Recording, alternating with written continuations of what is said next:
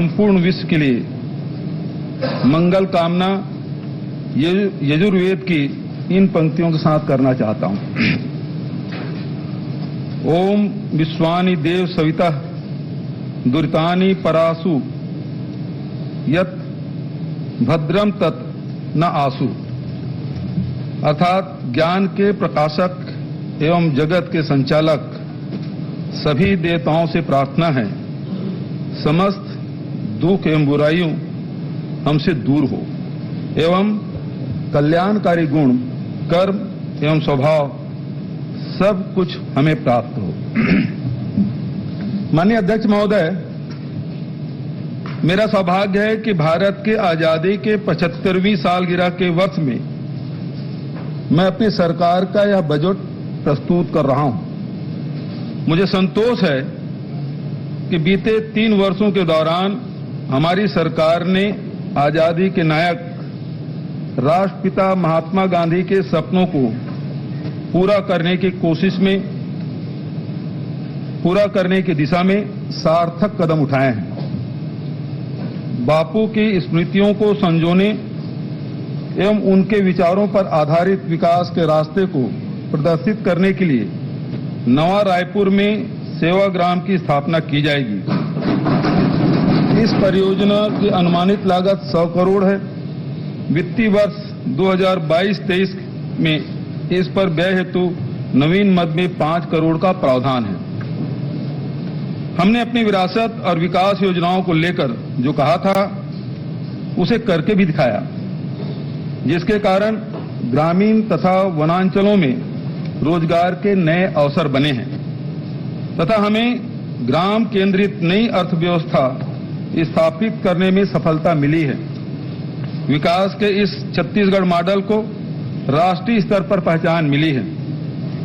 हमारी सरकार द्वारा पहले वर्ष में ही 17,96,000 किसानों का 8,744 करोड़ रुपए का कृषि ऋण माफ किया गया। किसानों से धान खरीदी 25 रुपया प्रति क्विंटल की दर पर की गई। खरीफ 2018 के धान हेतु 15,77,000 किसानों को 6,022 करोड़ रुपए की बोनस राशि का तत्काल भुगतान किया गया। बस्तर के विकास का नया अध्याय शुरू करते हुए संभाग के जिलों में नारंगी वन क्षेत्र में से 30,439 हेक्टेयर भूमि राजस्व मद में वापस दर्ज की गई। हमारे इस कदम से वहां के निवासियों को कृषि एवं व्यवसाय हेतु पट्टे दिए जा सकेंगे, नए उद्योगों की स्थापना की जा सकेगी, शासकीय भवनों के निर्माण, सड़क एवं रेल मार्ग का विकास तथा अन्य गतिविधियों के लिए भी सरलता से भूमि उपलब्ध हो सकेगी। राजीव गांधी ग्रामीण भूमिहीन कृषि मजदूर न्याय योजना में 6,000 वार्षिक सहायता राशि दी जा रही है। इस वर्ष 3,54,513 भूमिहीन कृषि मजदूरों को 71 करोड़ 8 लाख की प्रथम किस्त का भुगतान किया जा चुका है। आगामी वर्ष से 6,000 वार्षिक सहायता की राशि को बढ़ाकर 7,000 करने की घोषणा करता हूं। प्रदेश के अनुसूचित क्षेत्र में आदिवासियों के देवस्थलों पर पूजा करने वाले व्यक्ति, जिन्हें भिन्न भिन्न क्षेत्रों में माझी, बैगा, गुनिया, पुजारी इत्यादि भिन्न भिन्न नामों से जाना जाता है, का आदिवासियों के सांस्कृतिक जीवन एवं सामाजिक संस्कारों में विशेष महत्व है।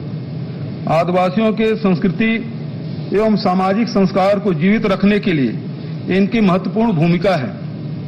इन पुजारियों, बैगा, गुनिया, माझी आदि, जिनमें आदिवासियों के देवस्थल के हाट पहाड़िया एवं बाजा मोहरिया भी शामिल है, को राज्य शासन द्वारा राजीव गांधी ग्रामीण भूमिहीन कृषि मजदूर न्याय योजना के अनुरूप लाभ दिए जाने की घोषणा करता हूं।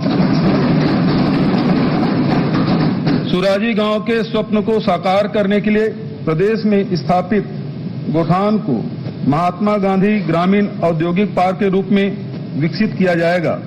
इन औद्योगिक पार्कों में स्थानीय खाद्य उत्पादों एवं लघु अनुपज उत्पादों के मूल्य संवर्धन के लिए प्रसंस्करण इकाइयों की स्थापना की जाएगी। बांस एवं काष्ठ शिल्प मेटल शिल्प तथा अन्य हस्तशिल्प से संबंधित लघु एवं कुटीर उद्योगों की स्थापना के लिए स्थानीय युवाओं को सहयोग दिया जाएगा। इन औद्योगिक पार्कों में तैयार किए जाने वाले उत्पादों का चयन हितग्राहियों के कौशल, कच्चे माल की उपलब्धता तथा तैयार उत्पाद के उपभोक्ताओं में मांग को ध्यान में रखते हुए किया जाएगा। इन औद्योगिक पार्कों में उन्नत अधोसंरचना तथा बिजली, पानी जैसे बुनियादी सुविधाएं उपलब्ध कराने के लिए 600 करोड़ का प्रावधान है। गोधन न्याय मिशन, टी कॉफी बोर्ड का गठन, मछली पालन, लाख उत्पादन को कृषि के समकक्ष दर्जा देना, मिलेट मिशन एवं वाणिज्यिक वृक्षारोपण जैसे कार्यक्रमों के क्रियान्वयन से रोजगार के नए अवसर का सृजन हुआ है। इन उत्पादों के विपणन का कार्य छत्तीसगढ़ लघु वनोपज संघ द्वारा छत्तीसगढ़ हर्बल ब्रांड के नाम से किया जा रहा है। नगरीय एवं ग्रामीण क्षेत्रों में संचालित कौशल विकास कार्यक्रम का विभिन्न नवाचारी योजनाओं के साथ समन्वय एवं राज्य स्थित विशिष्ट शिक्षण संस्थाओं की विशेषज्ञता का लाभ लेते हुए रोजगार एवं स्वरोजगार की नवीन संभावनाओं पर कार्य किया जा रहा है। इस हेतु छत्तीसगढ़ रोजगार मिशन की शुरुआत के लिए 2 करोड़ का प्रावधान है। छत्तीसगढ़ व्यावसायिक परीक्षा मंडल एवं छत्तीसगढ़ लोक सेवा आयोग द्वारा आयोजित किए जाने वाली परीक्षाओं में राज्य के स्थानीय प्रतिभागियों का परीक्षा शुल्क माफ करने की घोषणा करता हूं। शासकीय योजनाओं के क्रियान्वयन में महत्वपूर्ण भूमिका निभाने वाले राज्य के अधिकारियों एवं कर्मचारियों की पुरानी मांग पर विचार करते हुए एनपीएस योजना के स्थान पर पुरानी पेंशन योजना को बहाल करने की घोषणा करता हूं। शासकीय अधिवक्ताओं के मानदेय में भी आगामी वर्ष से वृद्धि की घोषणा करता हूं। अध्यक्ष महोदय, अब आर्थिक स्थिति के बारे में सदन के सामने ब्यौरा रखता हूं। अध्यक्ष महोदय, अब मैं राज्य के आर्थिक स्थिति का ब्यौरा सदन के समक्ष प्रस्तुत करता हूं। राज्य के चालू वर्ष के आर्थिक सर्वेक्षण के अनुसार स्थिर भाव पर वर्ष 2020-21 की तुलना में चालू वर्ष के सकल राज्य घरेलू उत्पाद में 11.54% की वृद्धि अनुमानित है। वर्ष 2021-22 में स्थिर भाव पर राज्य में कृषि क्षेत्र में 3.88%, औद्योगिक क्षेत्र में 15.44% और सेवा क्षेत्र में 8.54% की वृद्धि अनुमानित है। इस प्रकार कृषि एवं सेवा क्षेत्र में राज्य की अनुमानित वृद्धि दर राष्ट्रीय स्तर के समतुल्य एवं औद्योगिक क्षेत्र में अनुमानित वृद्धि दर राष्ट्रीय दर से 3.64% अधिक है। प्रचलित भाव पर राज्य का सकल घरेलू उत्पाद वर्ष 2020-21 में 3,52,161 करोड़ से बढ़कर वर्ष 2021-22 में 4,61,000 करोड़ होना अनुमानित है, जो पिछले वर्ष की तुलना में 13.60% अधिक है।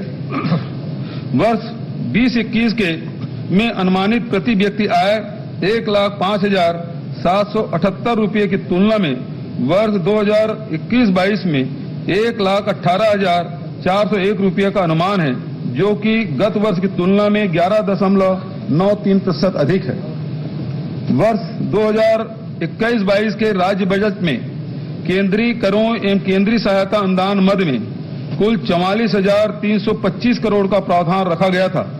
वर्ष 22-23 में केंद्रीय बजट को देखते हुए इस वर्ष राज्य के बजट में कुल 44,573 करोड़ की राशि केंद्र से प्राप्त होना अनुमानित है। जून 2022 के पश्चात जीएसटी क्षतिपूर्ति अनुदान समाप्त किए जाने के कारण केंद्रीय प्राप्तियों में कम वृद्धि अनुमानित है। वर्ष 2021-22 के बजट में राज्य के स्वयं के कर एवं करेत्तर राजस्व से कुल 35,000 करोड़ की प्राप्ति अनुमानित की गई थी। राज्य के स्वयं के राजस्व स्रोतों में वृद्धि हेतु किए जा रहे सतत प्रयासों से राजस्व प्राप्तियां में निरंतर वृद्धि दर्ज होने के परिणाम स्वरूप इस वर्ष राज्य मद से प्राप्तियों में 44,500 करोड़ की प्राप्ति अनुमानित है, इस प्रकार राज्य के स्वयं के राजस्व प्राप्तियों में 27% की वृद्धि की तुलना में केंद्रीय प्राप्तियों में केवल 1% की वृद्धि अनुमानित है। कृषि एवं ग्रामीण अर्थव्यवस्था, किसानों की उन्नति के लिए हमारी सरकार के द्वारा किए गए ठोस प्रयासों का परिणाम है कि राज्य में कृषि एक लाभप्रद व्यवसाय के रूप में उभरा है। खरीफ वर्ष 2017 में 12 लाख किसानों से उपार्जित 57 लाख मीट्रिक टन धान की तुलना में खरीफ वर्ष 2021 में 21,77,000 किसानों से 98 लाख मीट्रिक टन धान उपार्जित किया गया। इस प्रकार विगत 3 वर्षों के दौरान 9,77,000 नए किसानों का पंजीयन हुआ है एवं उपार्जित धान की मात्रा में भी 41 लाख मीट्रिक टन की वृद्धि दर्ज की गई है। धान सहित समस्त खरीफ फसलों, लघु धान्य फसलों, उद्यानिकी फसलों को बढ़ावा देने के लिए राजीव गांधी किसान न्याय योजना के अंतर्गत प्रति एकड़ अधिकतम 10,000 के आदान सहायता देने की व्यवस्था है। विगत 2 वर्षों में 10,152 करोड़ की सहायता राशि 20 लाख से अधिक किसानों को भुगतान की जा चुकी है। इस योजना के लिए 6,000 करोड़ का प्रावधान है। विविध फसलों को बढ़ावा देने के क्रम में गन्ना की खरीदी न्यूनतम समर्थन मूल्य 271 रुपये के स्थान पर 355 रुपये प्रति क्विंटल की दर से की जा रही है। इस वर्ष 12 लाख मीट्रिक टन गन्ना खरीदी हेतु 112 करोड़ का प्रावधान है। पिछड़े क्षेत्र वाले 14 जिलों में 25 विकास खंडों में पोषण सुरक्षा, कृषि उत्पाद का मूल्य संवर्धन एवं कृषकों के आर्थिक स्थिति में सुधार हेतु चिराग परियोजना प्रारंभ की गई है। इसके लिए 200 करोड़ का प्रावधान है। प्रदेश के किसानों को उच्च गुणवत्ता युक्त प्रमाणित बीज की उपलब्धता सुनिश्चित करने हेतु कृषक समग्र विकास योजना में 123 करोड़ का बजट प्रावधान है। फसल बीमा योजना में 575 करोड़, राष्ट्रीय खाद्य सुरक्षा मिशन योजना में 323 करोड़, प्रधानमंत्री कृषि सिंचाई योजना में ड्रिप एवं स्प्रिंकलर स्थापित करने के लिए 60 करोड़ एवं कृषि यंत्रों के वितरण एवं प्रचार प्रसार हेतु 87 करोड़ का प्रावधान है। 10,404 हेक्टेयर क्षेत्र में बहुवर्षीय फलोद्यान तथा 9,600 हेक्टेयर क्षेत्र में सब्जी उत्पादन एवं 1,895 हेक्टेयर क्षेत्र में फूलों की खेती के लिए कृषकों को सहायता अनुदान का लक्ष्य रखा गया है। कृषि एवं औद्योगिकी उत्पादों के सुरक्षित भंडारण की क्षमता में वृद्धि हेतु दुर्ग जिले में इंटीग्रेटेड पैक हाउस की स्थापना की जाएगी। इसमें अत्याधुनिक गामा विकिरण तकनीकी का उपयोग किया जाएगा। इसके लिए 24 करोड़ का प्रावधान है। खाद्य पदार्थों में कीटनाशक अवशेषों की जांच के लिए NABL से मान्यता प्राप्त फाइटोसैनिटरी प्रयोगशाला स्थापित की जाएगी। इसकी स्थापना से कृषि उत्पादों के निर्यात को बढ़ावा मिलेगा, जिसके आर्थिक लाभ सीधा कृषकों को प्राप्त होगा। इसके लिए 1 करोड़ 50 लाख का प्रावधान है। प्रदेश भर में अब तक स्वीकृत 10,590 गठानों में से 8,119 गठानों का निर्माण पूर्ण हो चुका है। यहां उपलब्ध विशेष सुविधा के तहत अब तक 1,86,641 कृत्रिम गर्भाधान किए गए, जिसमें 57,943 बछड़ों का जन्म हुआ। गोधन न्याय योजना के तहत अब तक 63,89,000 क्विंटल गोबर का क्रय किया जाकर पशुपालकों को 127 करोड़ 79 लाख रुपए का भुगतान किया गया। इसमें स्वावलंबी गौठानों द्वारा स्वयं के आय से भुगतान की गई 12 करोड़ की राशि भी शामिल है। गौठानों में उपलब्ध गोबर से 11,65,000 क्विंटल वर्मी कंपोस्ट एवं 4,65,000 क्विंटल सुपर कंपोस्ट का उत्पादन हुआ। अब तक 91 करोड़ 11 लाख वर्मी कंपोस्ट एवं सुपर कंपोस्ट विक्रय किया जा चुका है। स्व सहायता समूह के हितग्राहियों को 31 करोड़ 34 लाख की लाभांश राशि वितरित की गई है। चारे की व्यवस्था हेतु अब तक 7,000 चारागाहों की स्वीकृति दी गई है। लगभग 5,000 चारागाहों में चारा रोपण किया जाकर गौठानों में हरा चारा उपलब्ध कराया जा रहा है। सूखा चारा उपलब्ध कराने हेतु ग्रामीणों को पैरादान के लिए जागरूक एवं प्रेरित करके गौठान में 15,67,000 क्विंटल पैरा एकत्रित किया गया है। गौठानों को रूरल इंडस्ट्रियल पार्क के रूप में विकसित करते हुए अब तक 750 गौठानों में 21 तेल मिल, 28 दाल मिल, 40 आटा मिल एवं 680 मिनी राइस मिलों की स्थापना की गई है।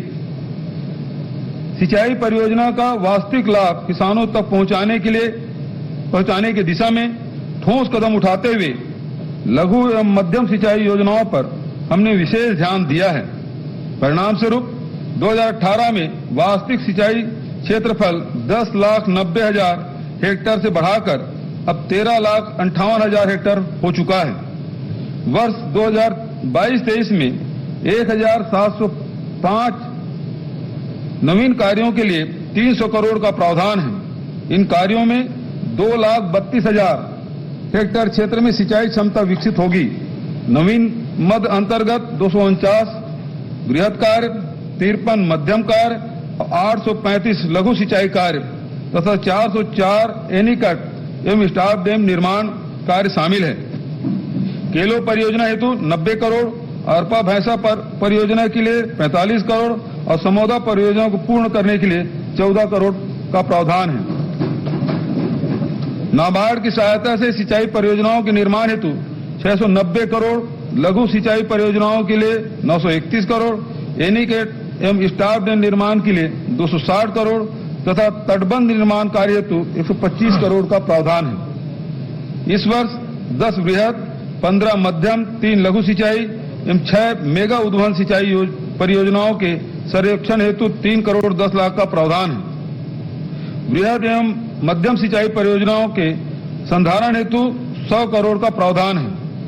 5 HP तक के कृषि पंपों को निःशुल्क विद्युत प्रदाय हेतु अनुदान योजना के लिए 2,600 करोड़ का प्रावधान है। इस योजना से लगभग 5 लाख किसानों को लाभ मिलेगा। सौर सुजला योजना के अंतर्गत 3 से 5 HP क्षमता के 15,000 सौर सिंचाई पंपों की स्थापना की जाएगी। इसके लिए 417 करोड़ का प्रावधान है। प्रधानमंत्री कुसुम योजना अंतर्गत 10,000 सोलर पंपों की स्थापना हेतु राज्यांश मद में 100 करोड़ का प्रावधान है। राज्य ग्रामीण आजीविका मिशन अंतर्गत 7 जिलों के 43 संकुल संगठनों में डिजिटल लेन देन को बढ़ावा देते हुए कैशलेस इकोनॉमी बनाने का प्रयास किया जा रहा है। उत्थान परियोजना अंतर्गत प्रदेश के 9 जिलों में विशेष पिछड़ी जनजाति की 172 महिलाओं को CRP के रूप में प्रशिक्षित करके कुल 9,820 परिवारों को लाभान्वित किया जाएगा। मिलाप परियोजना अंतर्गत राजनांदगांव एवं कबीरधाम जिले में 17,315 प्रवासी श्रमिकों का चिन्हांकन कर उनके समग्र विकास हेतु कार्य प्रारंभ किया गया है। उपरोक्त विभिन्न गतिविधियों हेतु ग्रामीण आजीविका मिशन योजना के लिए 450 करोड़ का प्रावधान है। प्रधानमंत्री आवास योजना अंतर्गत 8,22,832 आवास पूर्ण हो चुके हैं। योजना में 800 करोड़ का प्रावधान है। स्वच्छ भारत मिशन ग्रामीण अंतर्गत 3,082 गांवों में ठोस एवं तरल अपशिष्ट प्रबंधन कार्य तथा 275 ग्राम पंचायतों में बायोगैस संयंत्र की स्थापना का कार्य पूर्ण हो चुका है। योजना में 500 करोड़ का प्रावधान है। प्रधानमंत्री ग्राम सड़क योजना अंतर्गत 900 किलोमीटर सड़क एवं 24 बृहद पुलों के निर्माण का भौतिक लक्ष्य है। नक्सल प्रभावित जिले बीजापुर, सुकमा एवं दंतेवाड़ा में 47 स्टील ब्रिज का निर्माण का प्रस्ताव है। योजना में 1,675 करोड़ का प्रावधान है। मुख्यमंत्री समग्र ग्रामीण विकास योजना में 200 करोड़, ग्राम पंचायत को मूलभूत कार्य हेतु अनुदान योजना में 260 करोड़ तथा 15वें वित्त आयोग की अनुशंसा पर पंचायतों को अनुदान मद में 1,114 करोड़ का प्रावधान है। बस्तर संभाग में उपलब्ध रैली कुकुन वर्तमान में व्यापारियों द्वारा क्रय करके अन्य राज्यों को निर्यात किए जाने के कारण राज्य की जनता को समुचित आर्थिक लाभ नहीं मिल पाता था। अब रैली कुकुन का संग्रहण कर राज्य में ही धागा उत्पादन एवं प्रसंस्करण की व्यवस्था के लिए मुख्यमंत्री रेशम मिशन की शुरुआत की जाएगी। रेशम विभाग के माध्यम से रैली कुकुन क्रय करने हेतु ग्राम नानगुर विकासखंड जगदलपुर में ककून बैंक की स्थापना की जाएगी। संग्रहित रैली कुकुन 200 स्व सहायता समूहों को धागाकरण के लिए वितरण किया जाएगा। स्व सहायता समूह को धागाकरण हेतु प्रशिक्षण एवं मशीन उपकरण की सहायता दी जाएगी। पोस्ट यार्न गतिविधियों के लिए सामान्य सुविधा केंद्र की स्थापना की जाएगी। मिशन के माध्यम से 200 स्व सहायता समूह के लगभग 4000 महिलाओं को प्रति माह 6 से 7,000 तक की अतिरिक्त आय प्राप्त होगी। इसके लिए 4 करोड़ 53 लाख का बजट प्रावधान है। कुम्हार परिवारों द्वारा पारंपरिक लकड़ी के चाक से मिट्टी के बर्तन, गमले, खपरा आदि का निर्माण जीविकोपार्जन के लिए किया जाता है। कार्य कुशलता एवं गुणवत्ता में वृद्धि के लिए कुम्हार परिवारों को विद्युत चाक का वितरण किया जाएगा। इसके लिए 2 करोड़ का प्रावधान है।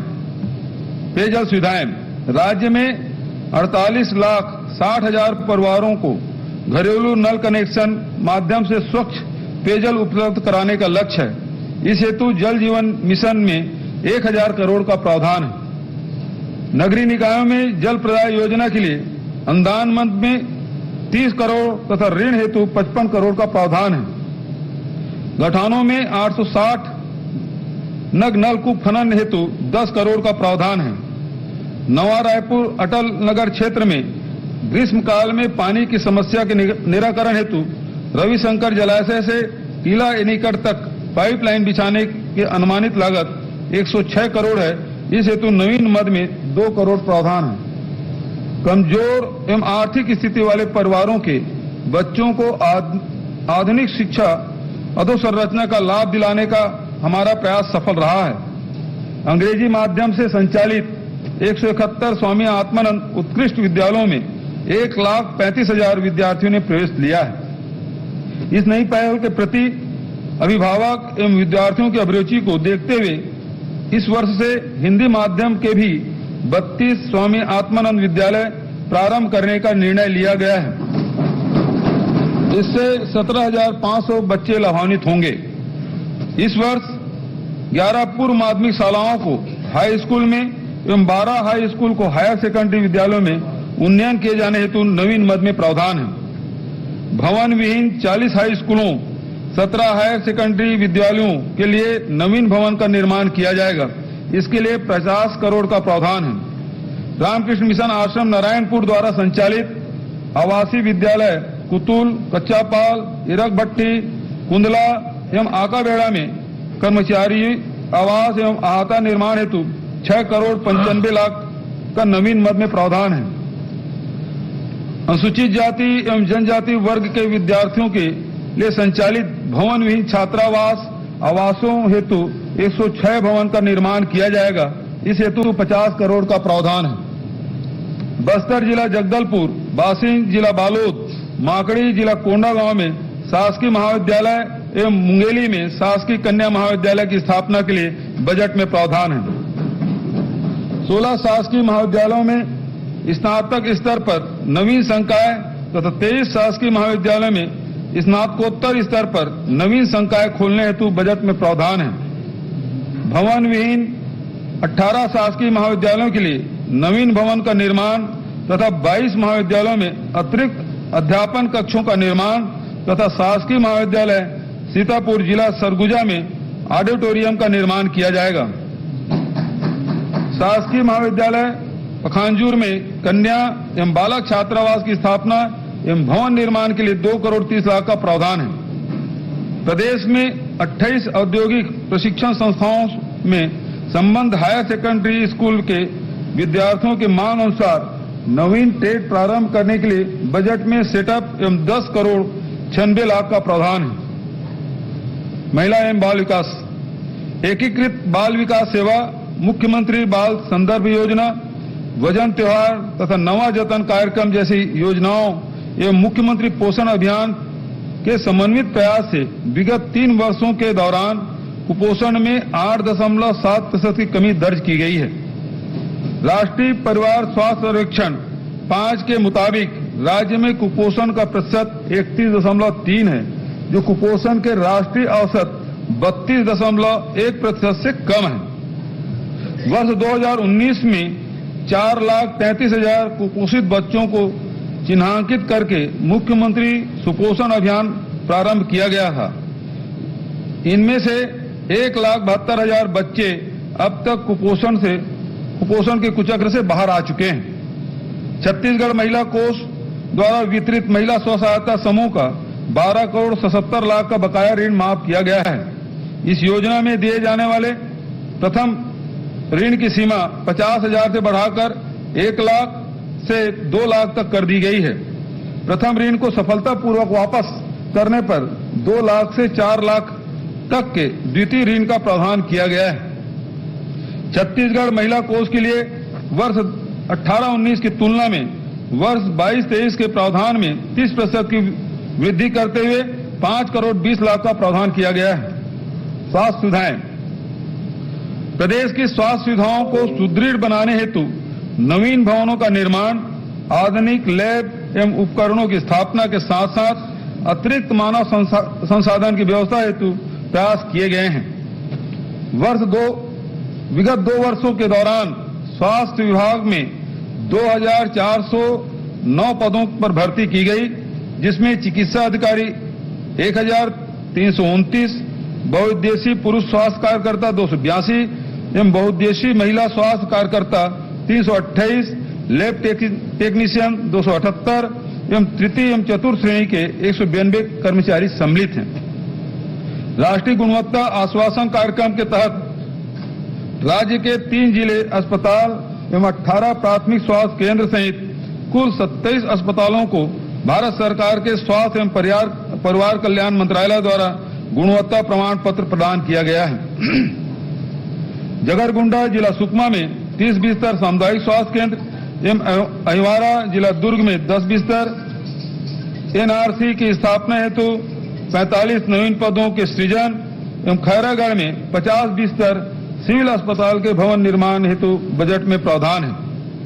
अंबिकापुर एवं कांकेर के चिकित्सा महाविद्यालयों में उपकरण क्रय हेतु 37 करोड़ तथा रायपुर चिकित्सा महाविद्यालय में कार्डियोवेस्कुलर एवं फोरेंसिक सर्जरी विभाग में 150 पदों के सृजन हेतु नवीन मद का प्रावधान है।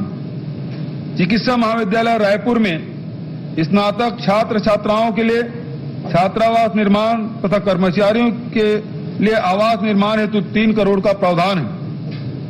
प्रधानमंत्री Ayushman Bharat health infrastructure mission हेतु 126 करोड़ एवं 15 वित्त आयोग अंतर्गत 454 करोड़ का नवीन मद में प्रावधान है। वानिकी गतिविधियां, कैंपा मद की राशि से क्षतिपूर्ति वानिकीकरण के अतिरिक्त वनों की सुरक्षा, वन प्राणियों के रहवास में सुधार तथा वन क्षेत्र में भूजल संरक्षण के कार्य स्वीकृत किए गए हैं। वर्ष 2022-23 की कार्य योजना में 1,950 नालों को उपचारित करने के लिए 300 करोड़ का प्रस्ताव है। वन प्रबंधन समिति के सदस्यों को स्व सहायता समूह का गठन कर वन उपज आधारित लघु एवं मध्यम उद्योगों के माध्यम से वैकल्पिक रोजगार उपलब्ध कराया जा रहा है। छत्तीसगढ़ लघु वनोपज संघ द्वारा वर्तमान में 65 वनोपज का क्रय किया जा रहा है। संघ द्वारा 2018 में 3 करोड़ 81 लाख के वन उपज का क्रय किया गया था, जबकि 2020-21 में क्रय किए गए वनोपज का मूल्य 153 करोड़ है। छत्तीसगढ़ लघु वनोपज संघ के द्वारा कोदो कुटकी 3,000 रुपये एवं रागी 3,377 रुपये प्रति क्विंटल की दर से क्रय किया जा रहा है। साथ ही 10,000 प्रति एकड़ की दर से सहायता राशि भी प्रदान की जा रही है। प्रदेश के विभिन्न स्व सहायता समूहों द्वारा उत्पादित सामग्री के विक्रय हेतु प्रत्येक नगरीय निकाय क्षेत्र में सी मार्ट की स्थापना की जाएगी। इसके लिए 5 करोड़ का प्रावधान है। नगरीय सुविधाएं, नागरिकों को उचित मूल्य पर जेनरिक दवाइयां एवं सर्जिकल सामान उपलब्ध कराने के लिए 136 Shri Dhanvantari generic medical store की स्थापना की गई है। इस योजना के तहत अब तक 17 करोड़ 92 लाख बाजार मूल्य की दवाइयों पर 10 करोड़ रुपए की छूट देते हुए 5,92,000 नागरिकों को लाभान्वित किया गया है। मुख्यमंत्री शहरी स्लम स्वास्थ्य योजना के तहत 14 नगर निगमों में 60 मोबाइल एम्बुलेंस एवं दाई दीदी क्लिनिक का संचालन किया जा रहा है। योजना की सफलता को देखते हुए इसे प्रदेश के समस्त नगर पालिका एवं नगर पंचायतों के लिए भी लागू किया जाएगा। इसके लिए 50 करोड़ का प्रावधान है। शहरी निर्धन परिवारों को आवास उपलब्ध कराने हेतु मोर जमीन मोर मकान तथा मोर मकान मोर चिन्हारी योजना के लिए 450 करोड़ का प्रावधान है।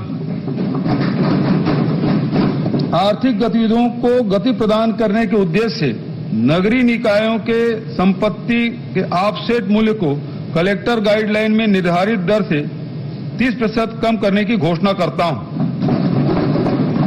मिशन अमृत 2.0 के तहत शहरों में स्वच्छ एवं सुरक्षित जल तथा समस्त घरों में नल कनेक्शन प्रदान करने के लिए 200 करोड़ एवं नगरीय निकायों को जल आवर्धन योजना में 380 करोड़ का प्रावधान है। कोरबा, दंतेवाड़ा, शक्ति, श्री नारायण एवं चंद्रपुर में सीवरेज ट्रीटमेंट प्लांट स्थापना हेतु 20 करोड़ का प्रावधान है। खेल एवं युवा कल्याण गतिविधियां, राज्य के युवा शक्ति को संगठित कर प्रदेश के विकास में सहभागिता बढ़ाने हेतु राजीव युवा मितान क्लब का गठन किया जा रहा है। ग्रामीण क्षेत्रों में 11,664 एवं नगरीय क्षेत्र में 1,605 क्लबों का गठन किया जाएगा। इसके लिए 75 करोड़ का प्रावधान है। नारायणपुर जिले में आदिवासी विद्यार्थियों के मलखम्ब कौशल को निखारने के लिए मलखम्ब अकादमी की स्थापना की जाएगी। इसके लिए 2 करोड़ 63 लाख का प्रावधान है।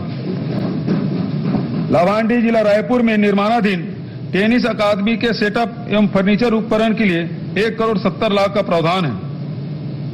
जनप्रतिनिधियों के माध्यम से स्थानीय विकास गतिविधियां, जनता के मांग के अनुरूप स्थानीय विकास के कार्यों की त्वरित स्वीकृति दिए जाने के उद्देश्य से विधायक निधि की राशि 2 करोड़ से बढ़ाकर 4 करोड़ करने की घोषणा करता हूं।